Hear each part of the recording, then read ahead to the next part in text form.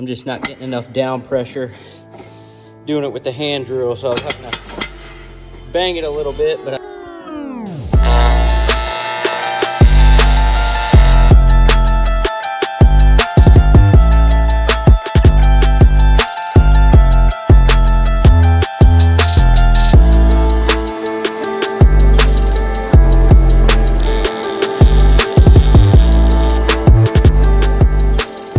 what is up, YouTube? Welcome back to the channel. Behind me, we do have a finished modified 47 case to drop into our 48 RE case. I want to go ahead and say this now.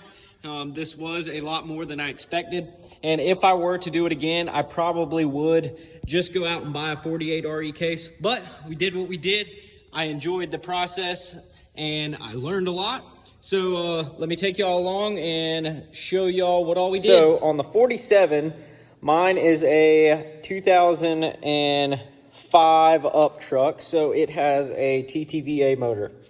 And to mount the TTVA motor, it has these two bosses right here. I've seen online where they make a bracket that ties into these two overdrive housing bolts that kind of swings forward and will pick up those two mounting holes. So we're good at fabricating, so we're going to make one of those to bolt our TTVA motor. The other difference is the diameter for this plug to stick through is a little bit larger than the 47RH. And then this threaded hole for our neutral safety sensor, which is right here, it is a 1" by 14 threads, and the 47RH is a much smaller thread. It looked to be like a 3/4 or something. So then the last difference that I'm aware of is this boss right here, that our shift cable came through. That is not on the 47RH. So what we'll plan on doing here is probably machine down a little boss, drill and tap it, and then I will get a new shift cable bracket and bolt it up to this transmission and just find out where that lower boss needs to go, and we will just TIG weld that onto the front case. So we will do a bracket here. We'll drill out this hole bigger on our 47RH. We'll drill and tap this hole bigger on our 47RH. And then we will make a boss to weld on our 47RH, and hopefully we will be in good shape.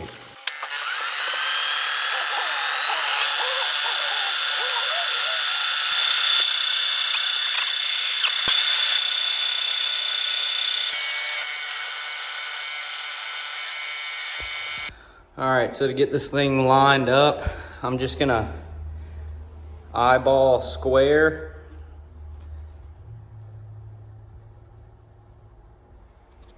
That looks to be good right there, because on this, just me thinking, if they face off these 2 points, they'll most likely face off this one, perpendicular to the bell housing face as well. So now all I'm gonna do is just try to shape this boss to where it'll fit right in there into our bolt hole, and we'll be good to go. All right, so we cut a nice generous angle on it, and I'm just trying to fit it in here. Our hole isn't quite lining up. Looks like we need to take a little bit more off this upper end. Let's shave a little bit more on it. All right. Just a little bit more. All right, guys, a few more trimmings. And fitting perfect. Any sort of gaps, we'll be able to fill it. But, I mean, that thing fits tight. So let's clean up the edges, clean up the case with the grinder, or the little Scotch-Brite, and let's weld it up.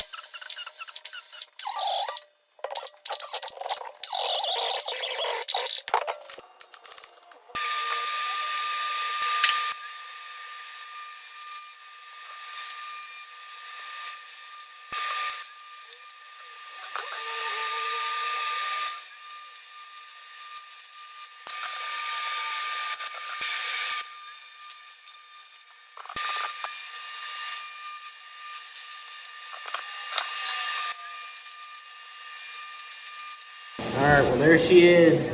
I had to move around a couple different places. I know y'all probably couldn't see most of that welding, but we got her welded. It's not the most pretty, but it is welding to cast, so we did the best we could.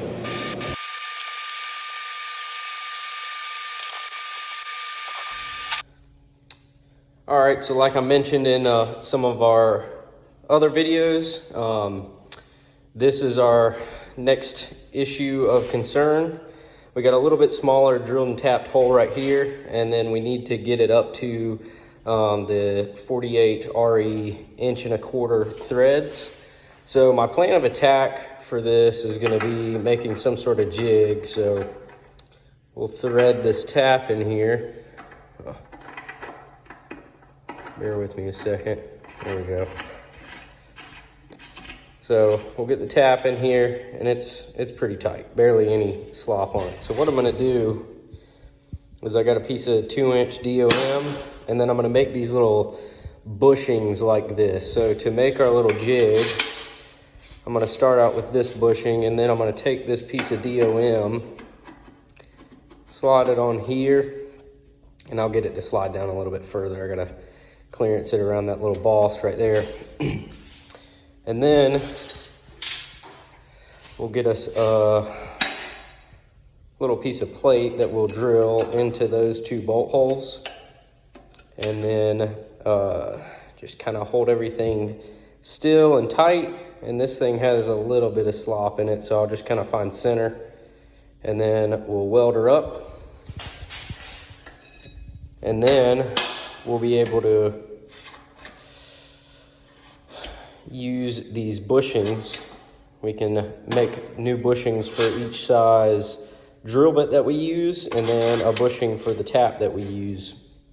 And everything will go straight down the middle of this DOM to hold us concentric to the hole that we need to do. So we'll make our jig up on the 48, and then we'll transfer it over to our 47 case and do all of our operations, if you want to say, on this hole. And another thing that I saw when I was looking at this case, I don't know if you can see, but we got a good crack going right down the bore of this second gear piston bore. And I mean, it's good. I mean, it goes all the way down into here too. So I don't know, yeah, you can see it starts right there and goes around. So I don't know if when the drive shaft whacked this thing, it just kind of sent a shock through it and cracked that bore. So good thing we are not using this case.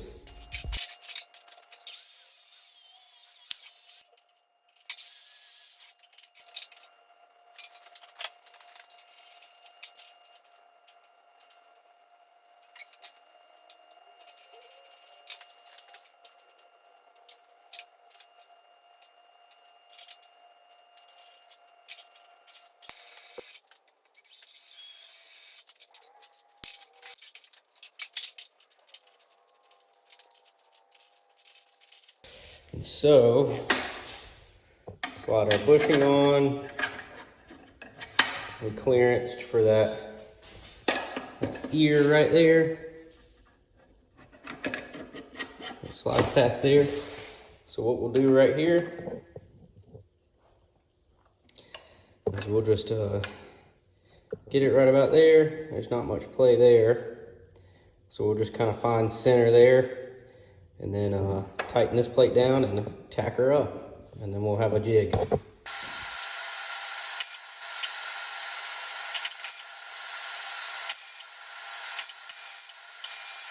All right, guys, so there you go right there. We got our jig bolted up to our 47. Looks to be in line pretty well.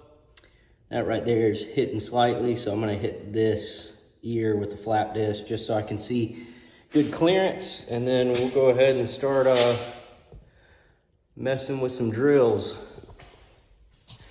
All right, so we got our case strapped down on the vise, clamped down, whatever you want to say.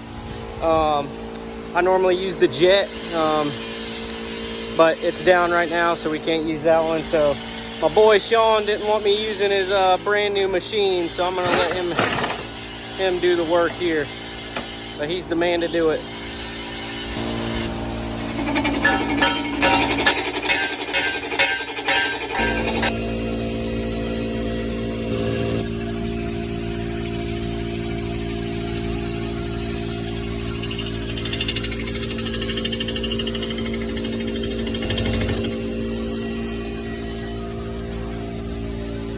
Give some measurement.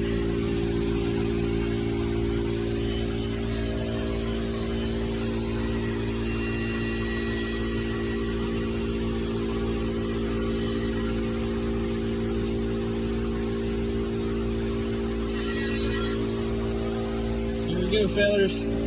On the money. All right, so we got our jig with our 15/16 drill bit, and that's going to be the drill that we need to drill it to right before we tap it, 1 inch 14.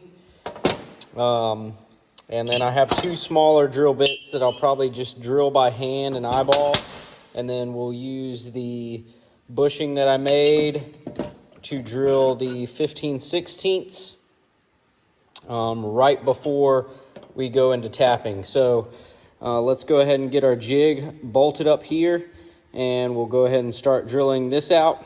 And one last thing that I haven't finished making yet is the bushing and a way to drive the countersink to get our countersink that the 48RE has here. But we can go ahead and drill this and tap it to 114, and then we'll figure out the countersink a little bit later on. And guys, I am a little bit nervous about this because I really only have 1 shot, and I'm not really gonna know if I get it correct until we actually get the neutral safety in here with the valve body and actually shift through the positions and make sure it is reading the correct shift position. So I might look calm, but I'm trying to keep myself together because I am a little bit nervous.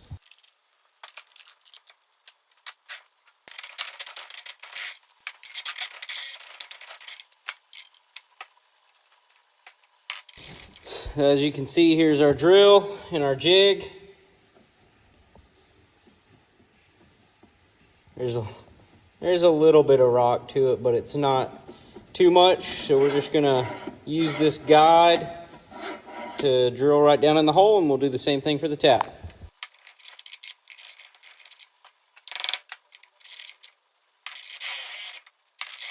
All right, so there's our 15/16 hole. The jig worked pretty good. So let's pop this bushing out and slap in our bushing for our tap, and we'll go ahead and tap it.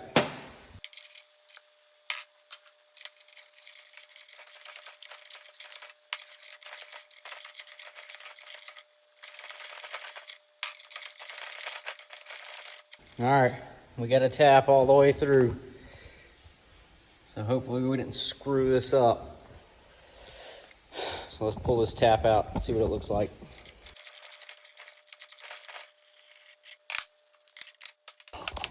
And indeed, our neutral safety adapter does screw in.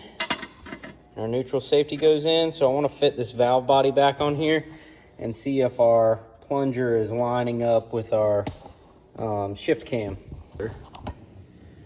So there's park, and you can see it is touching the metal, so that's good. I'm probably off by like a very, very small bit, but park. All right, there's reverse. There's neutral, still touching the metal.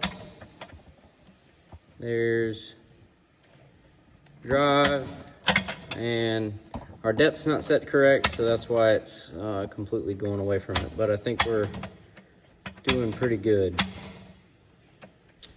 All right, so we put our valve body back on our old 48 case because I just wanted to see where the angle of the plunger on the neutral safety or the range sensor was sitting on the shift cam. And it's looking about the same as our, man, that thing's stiff coming out of part. And it's looking about the same as what we drilled, so that makes me happy. So next we're just gonna have to get our depth set right, so our ohms measure correct, and I will show you how we will do this later. So we're gonna get our depth to where our ohms measure correctly. So I got our ohm meter set up right here, and I will be referencing our ATSG transmission manual, and it has a page in here.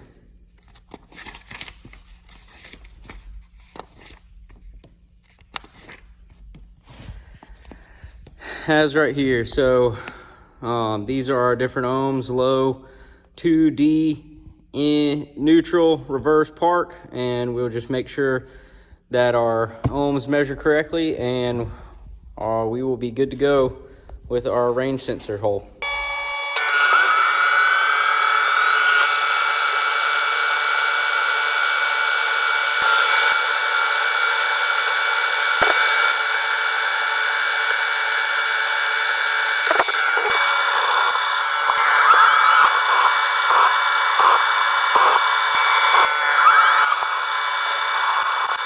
So the last operation we need to do is a countersink. So this is a 120-degree countersink, 1.5 OD. And to drive it in our little jig here, I made this tool here. So just a 7/8, just a 3/4 inch bore here to match this shank.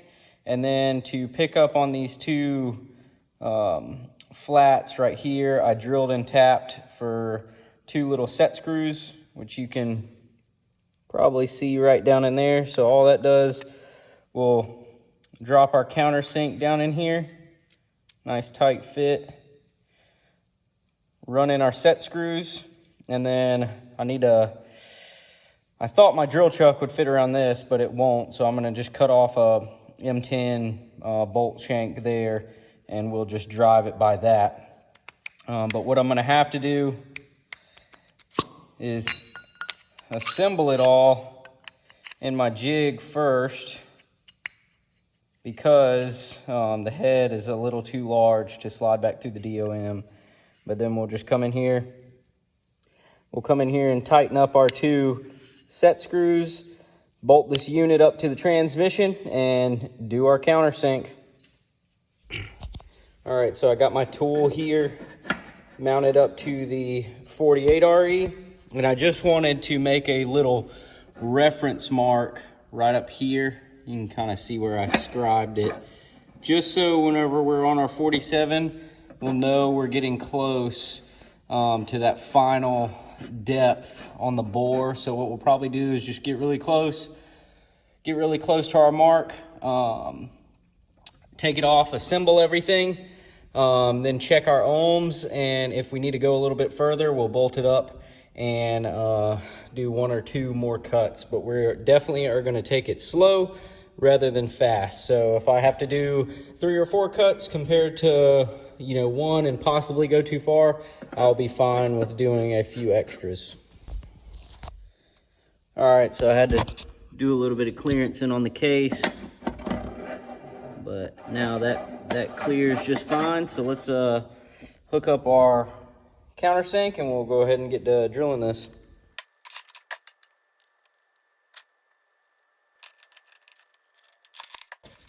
I don't know if you can see it, but that's the mark we got to go down to. So we only got probably about a little less than 1/4 inch to go.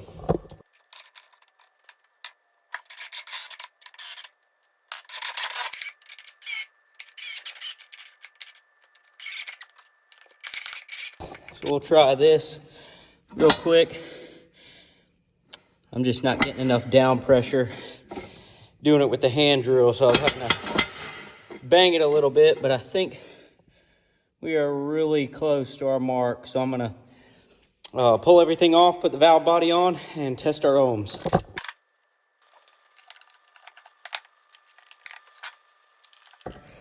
So we are in park.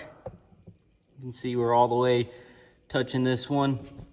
We're at 206 ohms, and 206 is reverse. So we are definitely not deep enough. So we're gonna have to do a little bit more machining, but this is better than going too far.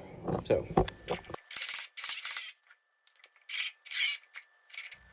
I think we're right there. So let's tear it back apart and try these ohms again. I know you can't see it, but we are right on the cusp. When I go all the way up to park, it's like barely hanging on. So I think we need to go a little bit deeper. All right, so there we are in low at 14 ohms. That's good. One click up. We're in 2 at 32 ohms, and the book says 31.9, so that's good. We're in drive at 60 ohms. Book says 59.6. We are in neutral at 109 ohms. Book says 108.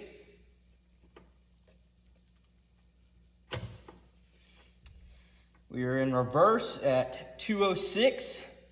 Book says 207. And last, we're in park at 521 ohms. Book says 521. So, sounds like a win to me. I'll just run through those with you again. So, like our book says, ohm meter to the second pin from the outside on both sides. That's exactly what we got there. And so we're in low, 14 ohms, 13.7. Go one click up. Oh, that was 2. That was 2. That's 1. 32 ohms, 31.9.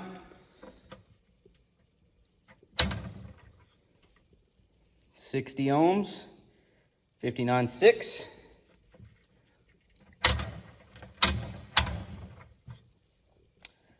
109, 108. Cool.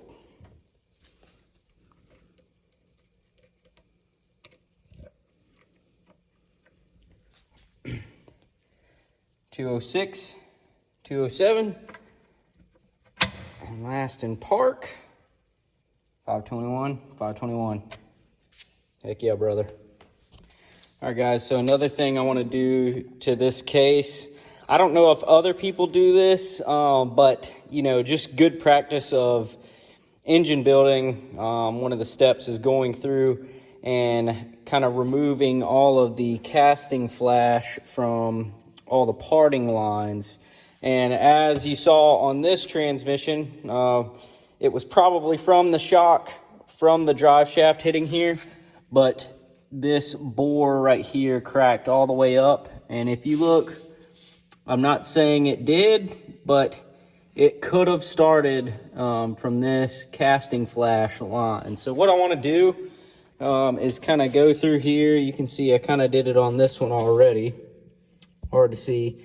But I'm just going to come in here with the die grinder and hit all these casting flash edges. It's only going to take a couple seconds, so it might help us out in the long run. It might not matter at all, but since we have the time, and it should only take, you know, maybe no more than 5 minutes just to hit all this stuff up, we are going to do that just for good practice.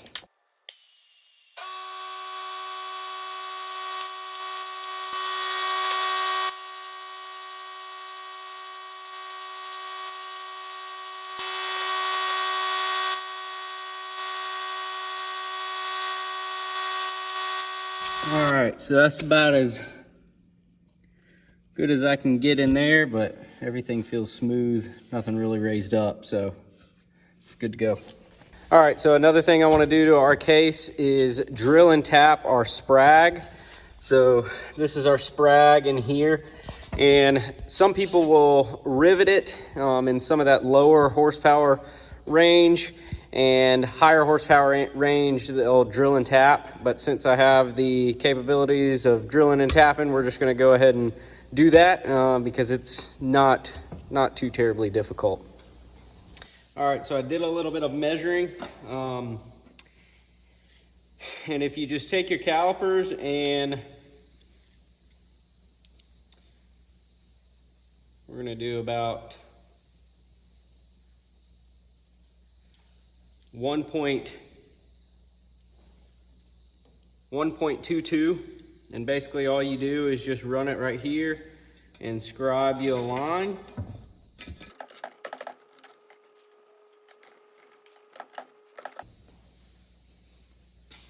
And we're going to be using some M6 bolts. This is just one I had laying around, but we'll probably go get some grade 10-9. So drilling and tapping them here, you'll be able to drilling and tapping them at this diameter. It'll still give it a little bit more meat out to the edge, and then it'll still have meat on the inside closer to the Sprag running surface, so you won't sacrifice too much structural integrity. All right, so I got me some little ferry cap screws, and to clear, we're gonna drill this one first, and to clear this kind of radius area, we're gonna kind of cheat this one out just slightly. So let's go ahead and get drilling.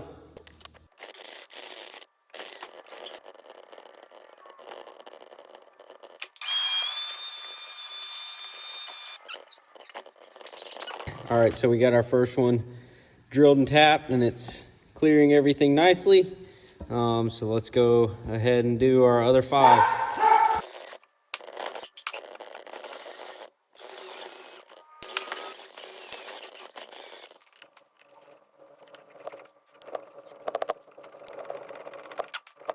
All right, guys, so we got all our holes drilled and tapped. And if you saw while I was doing some measuring, I actually moved the holes out slightly, mainly because we had to cheat this one out so the bolt head would clear this little radius area. So I cheated this one out to about that 1.259 range, and then all the other ones were about the same. Right here is 2.2.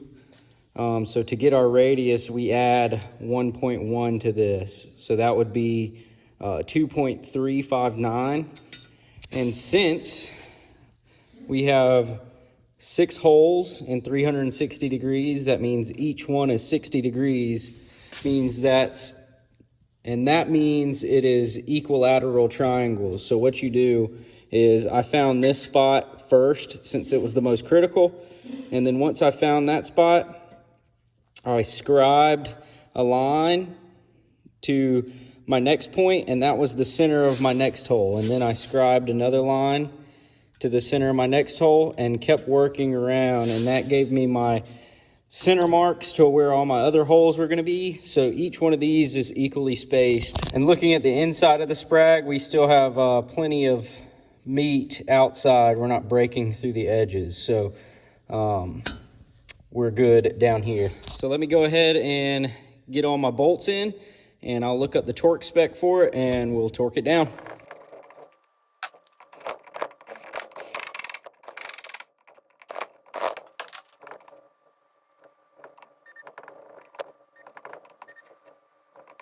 All right, so we got our Sprag all bolted in and torqued. And another lube mod that we are going to do is we're going to come right down in this passage and scribe us a line 625 thou in. And then we are going to drill it with this one is a 0.42 drill bit. And so what this hole does is it provides a passage for fluid to lube our Sprag. So this lube mod comes straight out of a Sonic's rear piston support. So we're going to do that so we can get some Sprag lube. So let's go ahead and drill this. Alrighty. There's our little tiny hole. All right, so working on our bracket to hold our TTVA motor. Kind of spared y'all me cutting this out and drilling some holes, but basically we found our center of our 2 holes, drilled our 2 holes, clearance for the case. So we have the piece that will go this way, and I'll probably chop it somewhere right here, a little bit extra for now. And then we'll make a piece that'll come down and then bend right here, and we'll find where they'll tie in together, weld it there, and then I'll weld a gusset across it. So let's continue making the piece that's going to jut forward on the transmission. All right, so we got our valve body in here, and I got my TTVA motor hooked up to there, and we're just lining this up. So this looks like it's good right here, so we're going to tack this up, trim this one down, and then we're going to make then we'll get on to making a little support brace to go across the 2. All right, so we got it tacked up. So what I'm going to want to do, you might be able to use this. What I'm going to want to do is make a little gusset that goes crossways, just to kind of strengthen that up a little bit so it doesn't have as much wobble. So let's go ahead and cut that out right there and weld her up. All right, guys, so that's it. And we're gonna pull it off, fully weld it, and then test fit it one more time.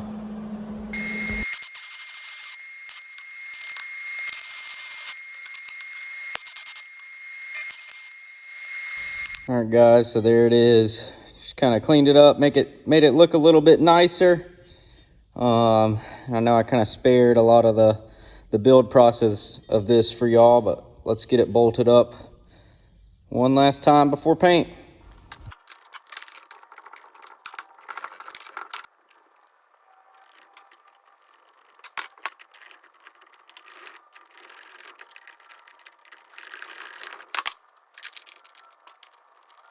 All right, guys, that's fully fitted. So we are completely done with all of our case modifications. So we got our TTVA motor bracket. We bored out for our plug right here. We drilled and tapped this larger and countersunk it correctly, which was a pain in the butt. And we welded on our boss right here for our shift cable bracket. All right, guys, well, that's going to wrap up this video of all of our stuff that we did for our case modifications for the 47 case to drop right in place of the 48 RE case. And I will say, I'm probably going to say this at the beginning of the video as well, this was a little bit more than I bargained for. Just me saying all the things I needed to do, I thought I'd be able to do it a lot quicker and easier than I did, but we do have a finished product now, and fingers crossed everything will work. And we did double check everything and test fit everything as best as we could now, but proof in the pudding will be when we throw it in the truck and actually shift through the gears and everything is good. So drop a comment down below. Let me know if you think I've just wasted my time trying to do this, or if you're impressed with it or what. But I did learn a lot by doing all of this, even though if I were to do it again, I probably would just find a 48 RE case to put in place of it. But at the end of the day, I've saved $500, and saving $500 is saving $500. So like I said, drop a comment down below, smash that like button, and if you're not subscribed already, hit that subscribe button, and we'll catch you on the next one.